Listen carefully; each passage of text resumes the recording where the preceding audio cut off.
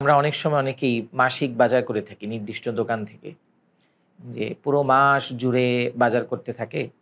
এরপরে মাসের শেষ যখন হয় তখন দোকানদার তাকে একটা পুরো মাসের লিস্ট ধরিয়ে দেয় যে আপনি এই মাসে 10,000 টাকার পণ্য কিনেছেন বা 5,000 টাকার পণ্য কিনেছেন, সে এটা পরিশোধ করে দেয়। তো সেখানেও দেখা যায় যে কোনো ইজাব কবুল হয় না এবং ক্রেতা দাম জানেও না, অনেক ক্ষেত্রে দাম জানেও না, যে সে দোকানে গিয়ে বাসা থেকে যে লিস্ট করে দিছে সদাইয়ের, সেই লিস্ট দোকানদারের হাতে ধরায় দেয়। দোকানদার ওই হিসেবে বাজার করে তাকে প্যাকিং করে দিয়ে দেয়, সে বাসায় নিয়ে চলে যায়। কোন পণ্যের কি দাম রাখলো, এখন বাজারে এটার দাম কত, কিছুই তার জানা থাকে না। না বিক্রেতা এটা তাকে জানানোর প্রয়োজন অনুভব করে, না ক্রেতা নিজের তাগিদে সেটা জানতে চায়। কোনো পক্ষ থেকেই জানার বা জানানোর অবস্থা দেখা দেয় না।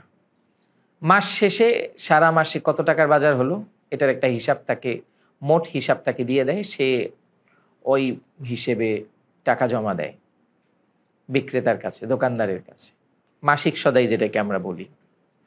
তো এইভাবে ক্রয় বিক্রয় করা জায়েজ আছে কিনা, কারণ এখানে দেখেন বিক্রেতার পক্ষ থেকে প্রস্তাবও নেই বা ক্রেতার পক্ষ থেকে প্রস্তাব নাই, কবুল নেই, এবং সবচেয়ে ইম্পর্টেন্ট যেটা সেটা হলো যে পণ্যের দামটা ক্রেতা জানতেছে না।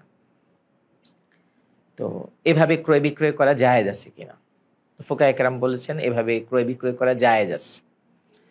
তবে উত্তম হলো ক্রেতাকে প্রতিবারের সদাইয়ের যে দাম সেটা জানিয়ে দেওয়া।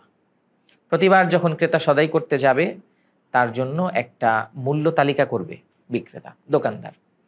10টা পণ্য কিনেছে, 20টা পণ্য কিনেছে, কোনটা কত কেজি, এটার দাম কত, এটা ওই মূল্য তালিকার মধ্যে লেখা থাকবে, ওই ভাউচারের মধ্যে লেখা থাকবে।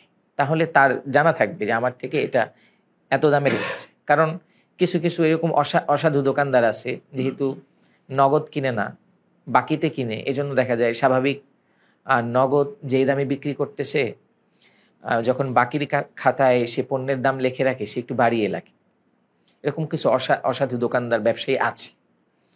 তো যেহেতু এই ধরনের ধোঁকার একটা প্রবণতা কম মাত্রায় হলেও আমাদের সমাজে দেখা যায়, এই জন্য ফুকায়ে কেরাম বলেছেন যে এই ক্ষেত্রে উচিত হলো যে প্রতিবার সদাইয়ের সময়ে মূল্যের যে তালিকা সেটা বিক্রেতা ক্রেতার কাছে হস্তান্তর করবে, যাতে পরবর্তীতে এই পণ্যের মূল্য নিয়ে তাদের মধ্যে কোনো ধরনের কলহ বিবাদ ঝগড়া না দেখা দেয়।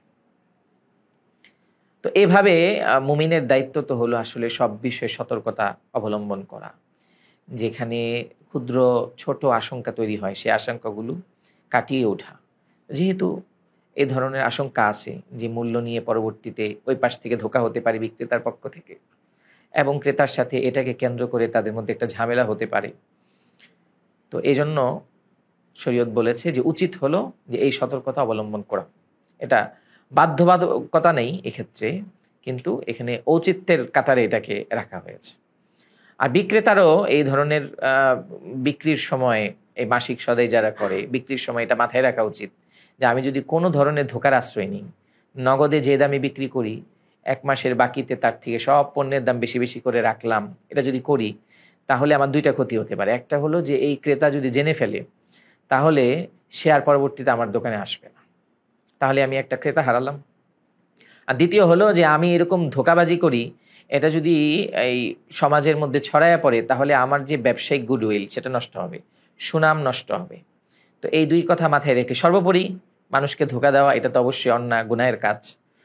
তো এই কথাগুলো মাথায় রেখে তারও সততার পরিচয় দেওয়া উচিত ব্যবসায়ের ক্ষেত্রে।